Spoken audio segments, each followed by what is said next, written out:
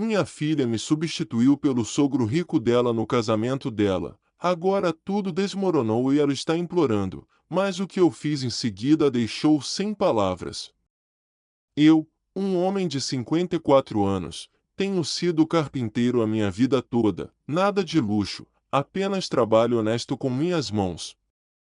Quando minha esposa nos deixou, quando nossa filha Lily tinha apenas 8 anos, éramos apenas eu e ela contra o mundo. Não tínhamos muito, vivíamos em um pequeno aluguel de 2 quartos na periferia da cidade, o tipo de lugar onde você pode ouvir os vizinhos discutindo através das paredes, e o telhado vaza quando chove forte demais. Mas, caramba, eu tentei o meu melhor.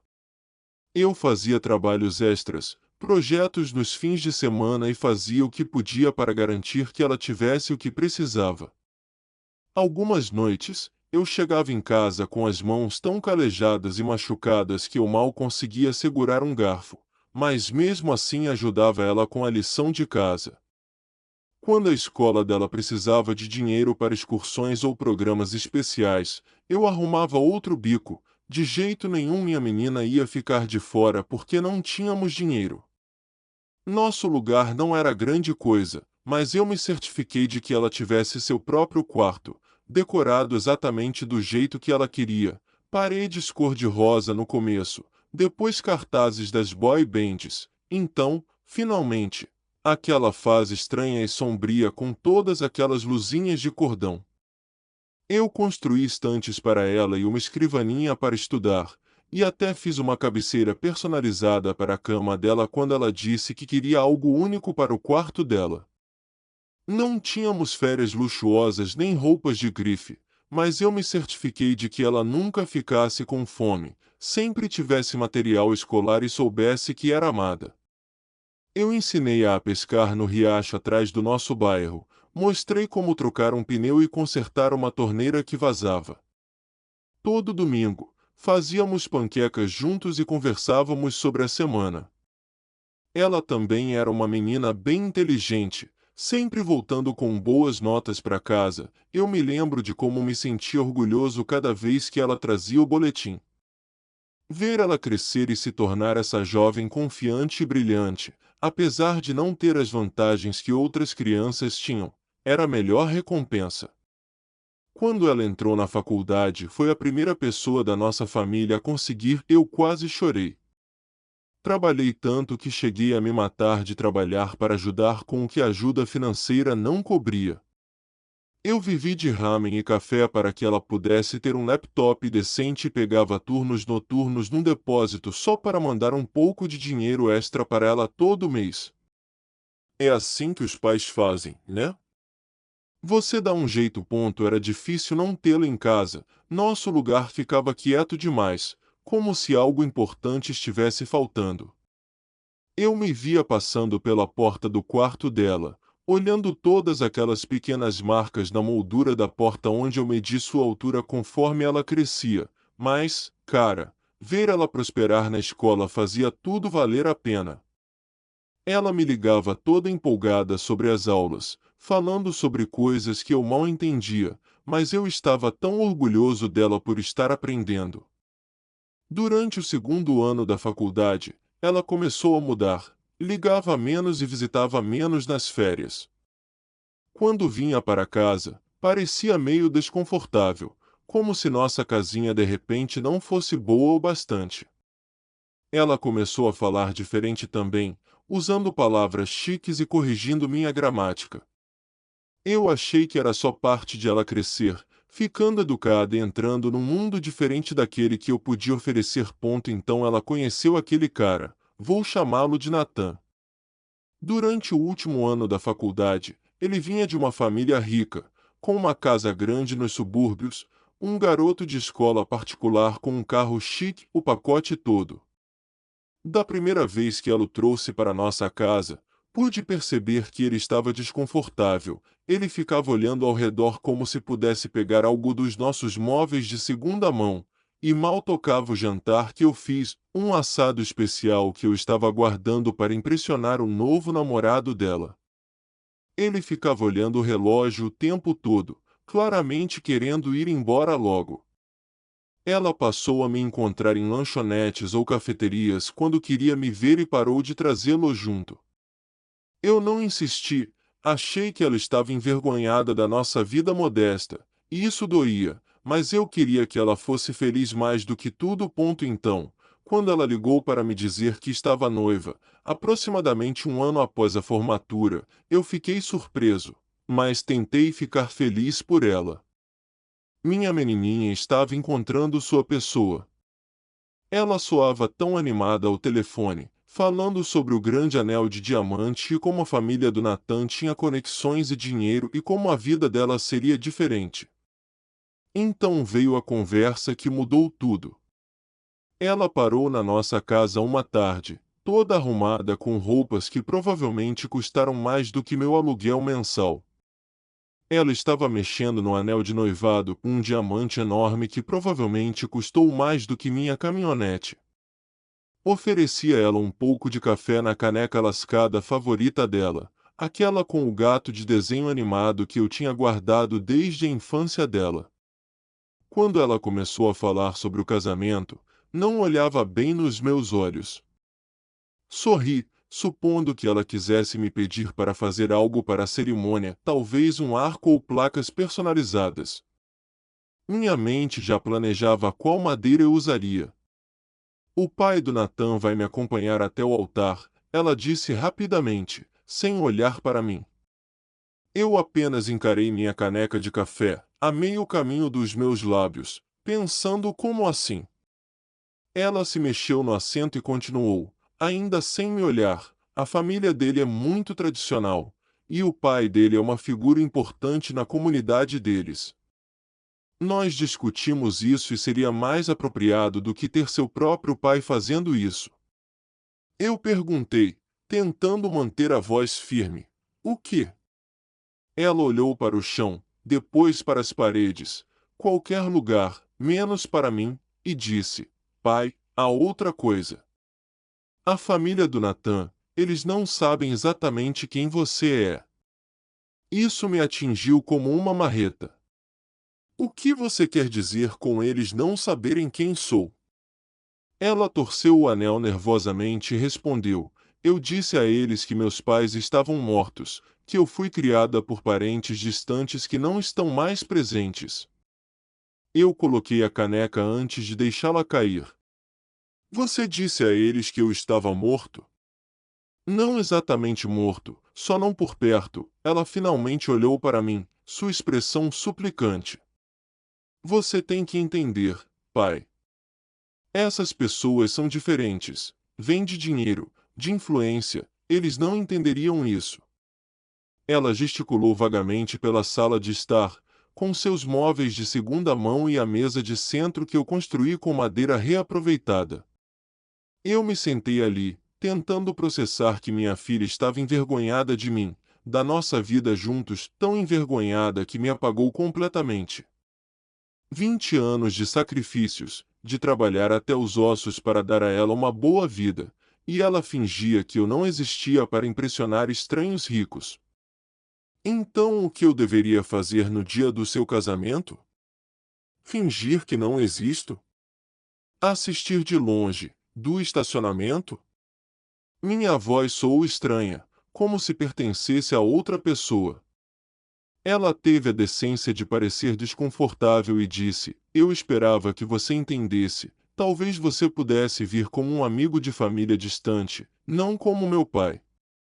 Algo quebrou dentro de mim naquele dia, todos aqueles anos colocando ela em primeiro lugar, garantindo que soubesse que era amada, apesar de não termos muito, e ela estava disposta a negar minha existência para impressionar riquinhos.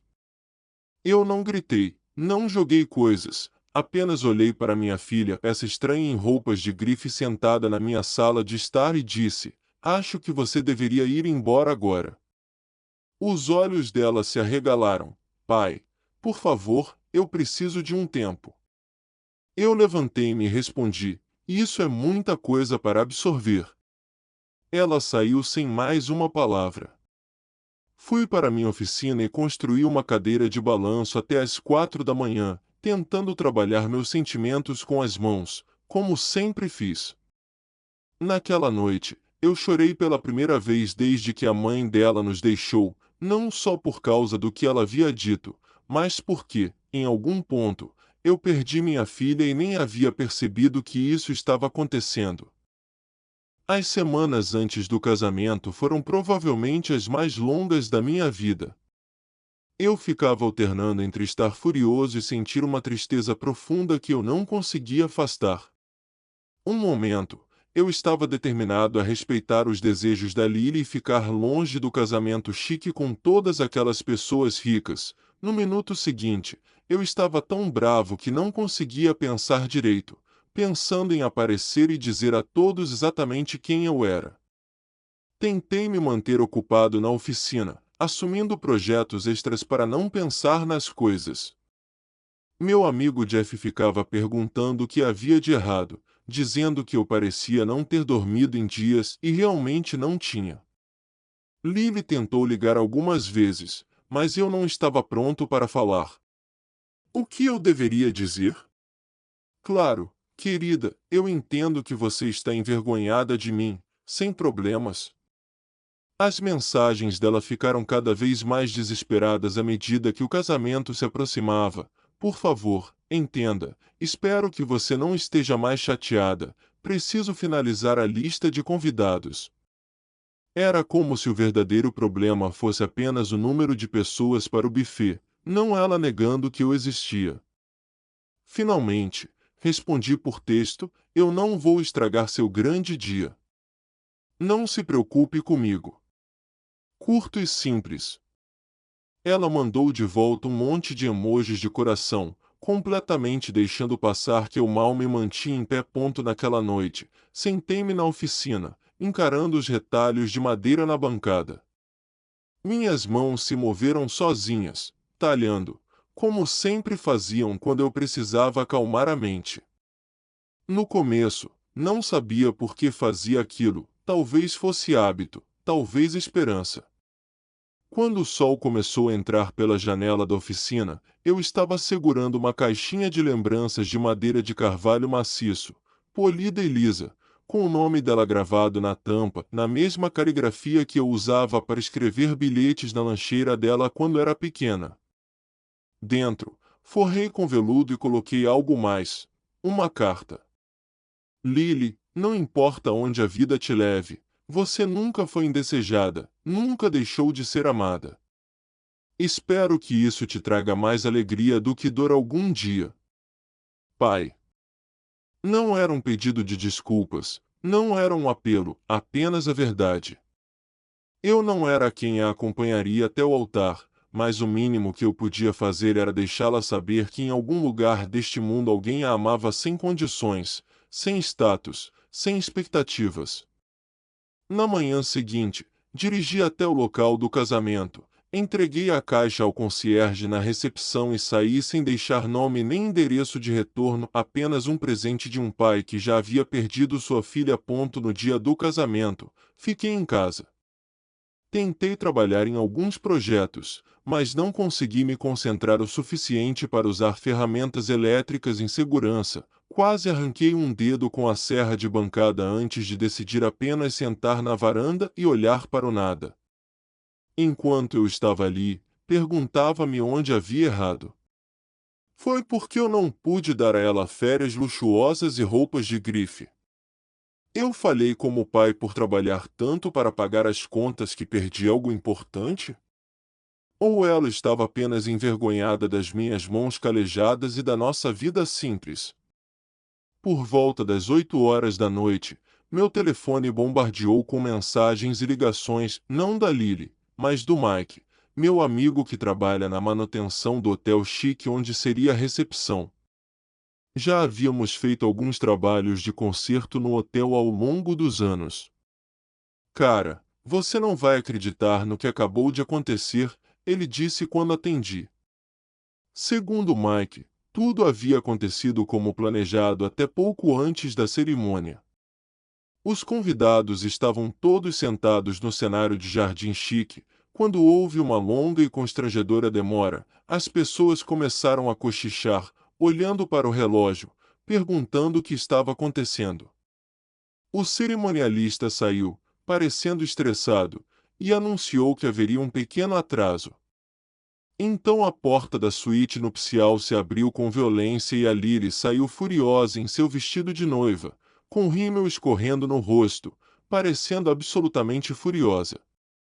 Aconteceu que o pai do Nathan descobriu a verdade sobre mim. O Mike não sabia exatamente como. Talvez tivessem contratado um investigador particular, talvez alguém dos tempos de faculdade da Lily a reconheceu e disse algo. De qualquer forma, aconteceu que, pouco antes de ele acompanhar até o altar, ele a confrontou. Eu não vou participar dessa enganação, ele disse a ela. Você mentiu sobre todo o seu passado, seu pai está vivo, um carpinteiro morando do outro lado da cidade. Com o que mais você mentiu? Está apenas atrás do dinheiro do meu filho. Ele se recusou a acompanhá-la pelo corredor, dizendo que em boa consciência não podia entregar uma noiva que construiria seu casamento sobre uma mentira tão fundamental, e a chamou de interesseira, bem na frente das madrinhas. A cerimônia atrasou quase uma hora enquanto todos tentavam descobrir o que fazer. Eventualmente, a Lily desceu o corredor sozinha, tentando manter a cabeça erguida enquanto todos cochichavam e olhavam. O Mike disse: Você podia praticamente sentir a tensão no ar, todas essas pessoas ricas se perguntando quem essa garota realmente era.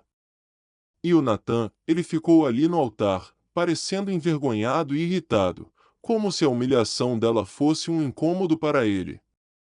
Ele nem mesmo veio ao encontro dela ou ofereceu apoio, ficou apenas mexendo nas abotoaduras enquanto ela fazia a caminhada mais longa da vida dela sozinha. Quando Mike terminou de relatar o que aconteceu, eu não senti nada, nem felicidade por ela ter sido pega na mentira, nem satisfação por o karma ter se manifestado. Apenas um vazio no coração. Isso não era como eu queria que as coisas fossem.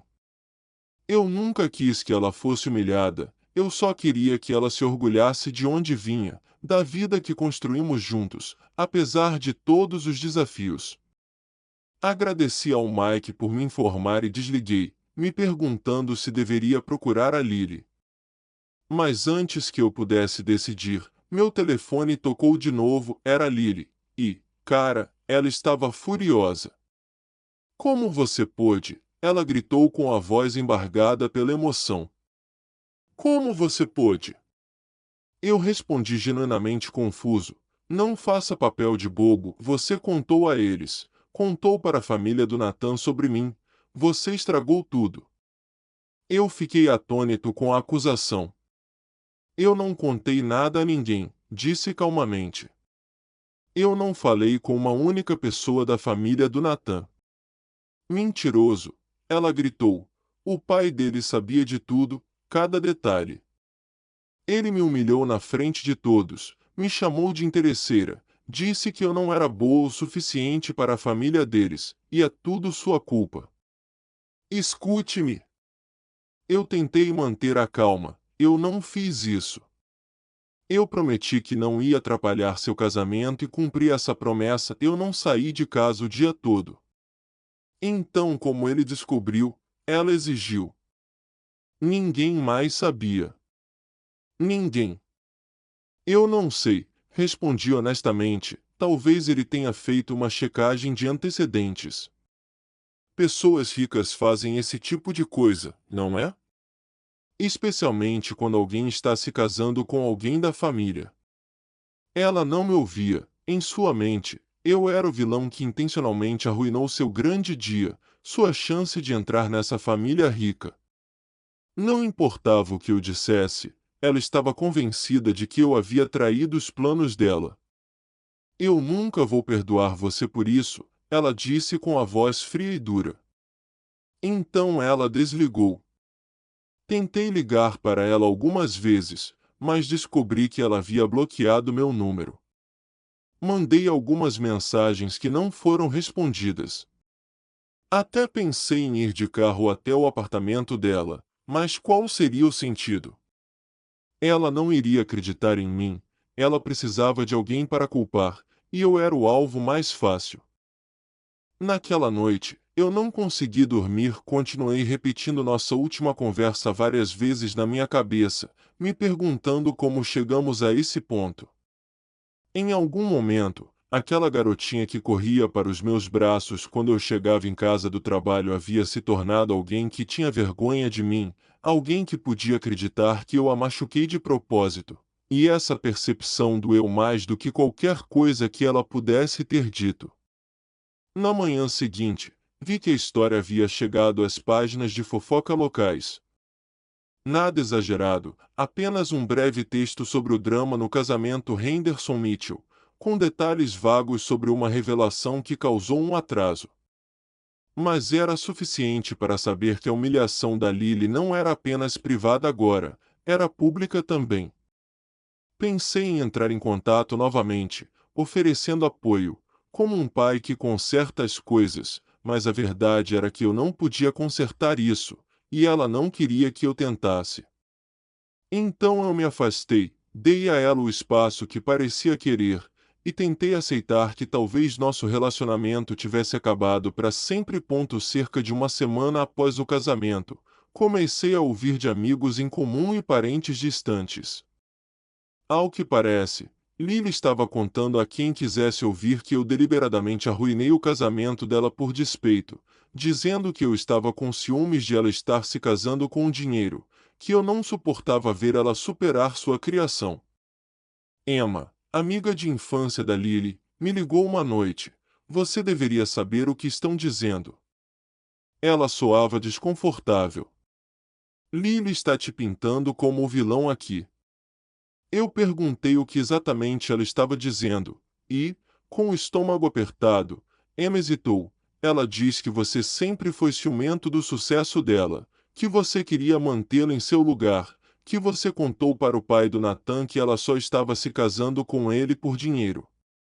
Eu sentei ali com o telefone na mão, tentando processar isso. Minha própria filha, a quem eu criei sozinho desde que ela tinha 8 anos, por quem sacrifiquei tudo, agora estava arrastando meu nome na lama para salvar a própria reputação. A mais, Emma acrescentou relutante, ela se reconectou com a mãe dela. Isso me atingiu como um golpe físico. Sandra, minha ex, havia nos abandonado quando a Lily era pequena, mal mandava cartões de aniversário, nunca pagou pensão alimentícia. Ela deixou nossa filha para correr atrás de caras na Califórnia. E agora, de repente, ela estava de volta à cena. Há quanto tempo isso está acontecendo? Perguntei. Uns meses, acho, antes do casamento, Emma respondeu. Ela não te contou?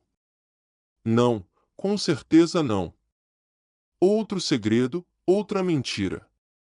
Tentei ligar para Lily algumas vezes depois disso, mas ela continuava bloqueando meu número. Enviei alguns e-mails que ficaram sem resposta. Finalmente, dirigi até o apartamento dela, pensando que uma conversa cara a cara pudesse esclarecer as coisas. Grande erro. Ela abriu a porta apenas o suficiente para me encarar. O que você está fazendo aqui? Precisamos conversar, Lily. Esses boatos que você está espalhando? Não são boatos, ela me interrompeu. Você estragou tudo. Você não suportava me ver feliz, não é? Você não suportava me ver me tornar algo além de filha de carpinteiro. Isso não é verdade, eu disse. Eu nunca contatei a família do Nathan. Eu jamais faria isso. Salva-me, a voz dela ficou gelada. Mãe estava certa sobre você o tempo todo. Isso me parou. Sua mãe? Perguntei. Eu deixei as palavras no ar, observando o choque dela. Ela usava as pessoas quando lhe convinha, saía quando ficava difícil, mentia para encobrir escolhas egoístas, e quando ficava sem opções, voltava rastejando achando que todos esqueceriam o que ela fez. E agora aqui estava ela, me pedindo para fazer o mesmo. Lágrimas encheram os olhos dela. Isso não é justo. Eu não sou como ela. Então prove isso. Fique em pé com suas próprias pernas. Conserte o que você quebrou, mas não me arraste para baixo de novo. Ela suspirou, limpando os olhos. Eu não sei como. Eu suspirei. Descubra, como o resto de nós faz. Ela me encarou por um longo momento, então algo cedeu. Ela pegou algo da bolsa e jogou-o aos meus pés, a caixinha de madeira que eu fiz para o casamento dela. Você realmente achou que isso consertaria tudo? Ela perguntou com a voz trêmula. Eu a peguei, uma rachadura tinha se formado na tampa. Não esperava que você fosse jogá-la. As mãos dela se apertaram. Você sabe quão humilhante foi? Por um segundo, eu pensei que você realmente apareceria, mas não, só essa caixinha triste com algum bilhete, como se eu fosse suposta ter alguma epifania emocional. Você esperava que eu desmoronasse chorando? Eu exalei, não. Só queria que você tivesse algo meu, algo real. Ela engoliu em seco, olhando para o lado. Você nem sequer leu a carta, leu? Liguei a caixa de lado. Você me criou e agora está brava porque eu não? Ela conteve as lágrimas. Você deveria ter lutado por mim. Eu lutei por você por 20 anos, ainda mais quando você não precisava de mim. O queixo dela tremeu. Eu alcancei a carteira, tirei algumas notas de $20 e as estendi a ela. Isso é tudo o que posso te oferecer agora. Um pouco de ajuda enquanto você encontra seu próprio caminho. Ela encarou o dinheiro, a mandíbula cerrada. Eu não quero sua caridade, ela disse. Não é caridade, é escolha assim como você fez a sua. Ela hesitou um longo momento e finalmente pegou o dinheiro com a mão trêmula. Quando ela se virou para sair, eu gritei, Lily. Ela parou, mas não se virou. O que você vai fazer quando o próximo cara rico te desapontar? Ela se enrijeceu, então entrou no carro e foi embora sem dizer mais nada. Eu ri e voltei para a oficina, peguei um pedaço de madeira sem acabamento e voltei ao trabalho. Eu não me importava com o que ela fosse fazer. Ela aprendeu a lição, mas perdeu o pai por causa disso. Naquela noite, contei tudo para Carol, cada palavra, cada olhar, cada momento em que pensei talvez as coisas pudessem ter sido diferentes. Ela ouviu como sempre, silenciosamente, sem julgamento, deixando-me desabafar antes de finalmente falar. Então, você está bem com a forma como deixou as coisas? Ela perguntou. Eu olhei para o teto por um segundo antes de responder, não sei se bem é a palavra certa. É uma merda, realmente é uma merda. Mas sim, acho que foi a coisa certa a fazer. Ela tem que descobrir as coisas sozinha. Eu não posso continuar sendo o cara a quem ela recorre só quando está se afogando. Ela pegou minha mão e apertou. Para o que vale, acho que você lidou da melhor forma que pôde. Você não bateu a porta, mas também não deixou que ela te passasse por cima. Isso não é fácil. Sim, eu respondi. Bem, nada disso foi fácil. Antes que ela pudesse responder, Jason e Meg entraram no quarto já no meio de uma discussão. Eu apenas balancei a cabeça, deixando as vozes deles me envolverem. Jason estava esticado de um lado cedo eu, enquanto Megan, meio distraída, mas pronta para discutir, sentou-se do outro lado, digitando furiosamente fazendo um rápido revirar de olhos de vez em quando. Carol recostou-se, divertida, deixando-os brigar. E enquanto eu estava ali no meio desse pequeno mundo barulhento que construímos, algo clicou. Família nem sempre é quem você nasce, às vezes é quem aparece, quem fica, quem te deixa ser você mesmo sem fazer você se sentir que tem que provar seu valor. São aqueles que discutem sobre filmes idiotas, roubam a última fatia de pizza e te fazem rir quando você pensa que não tem nada mais dentro de você. Eu não sabia se a Lily algum dia voltaria à minha vida. Talvez um dia, anos depois, teríamos uma conversa real sem toda a bagagem ruim. Ou talvez não. Mas, pela primeira vez em muito tempo, eu não estava aprendendo a respiração esperando que isso acontecesse.